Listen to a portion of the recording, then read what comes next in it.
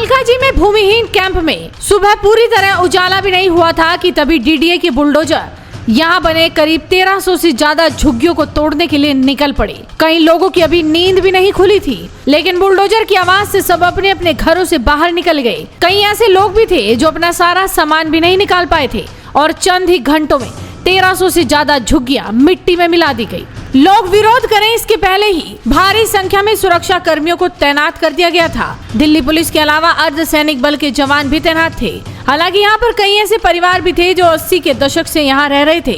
बताया जा रहा है कि इन 1300 झुग्गियों में करीब 2300 से ज्यादा परिवार रहते थे। हर झुग्गी में कम से कम 2 मंजिल बनी थी। यहाँ रहने वाले लोगों का कहना है कि करीब 10,000 से ज्यादा लोग इन झुग्गियों में रहते थे। हालांकि 1862 में परिवार ऐसे भी हैं जिन्हें 2 साल पहले ही कालकाजी एक्सटेंशन पॉकेट ए में सरकार की तरफ से बने मकान दे दिए गए थे, लेकिन अभी भी 2300 से ज्यादा परिवार इन झुग्गियों में रह रहे थे। जहां झुग्गियां तोड़ी गई हैं वो लगभग 2 एकड़ में बनी थी। अभी आसपास की कई झुग्गियां ऐसी हैं जो भूमिहीन कैंप के अंदर आती हैं, उसे भी तोड़े जाने का डर है। यहाँ रहने वाले लोगों ने बताया कि 6 जून को नोटिस आया था कि यहाँ पर रहने वाले लोग 10 जून तक अपनी झुग्गियां खाली कर दे। इसके बावजूद 2300 परिवार यहाँ से नहीं हटे थे।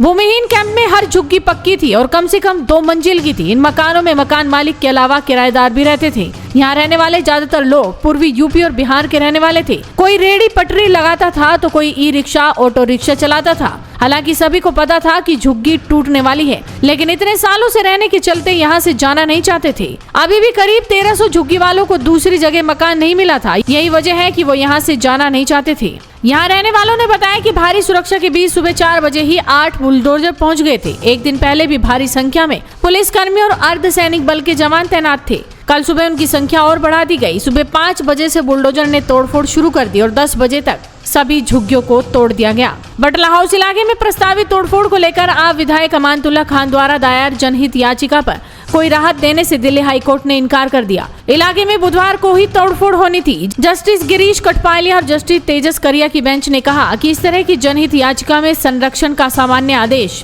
पारित करने से व्यक्तिगत वादियों के मामले को जोखिम में डालने की संभावना है।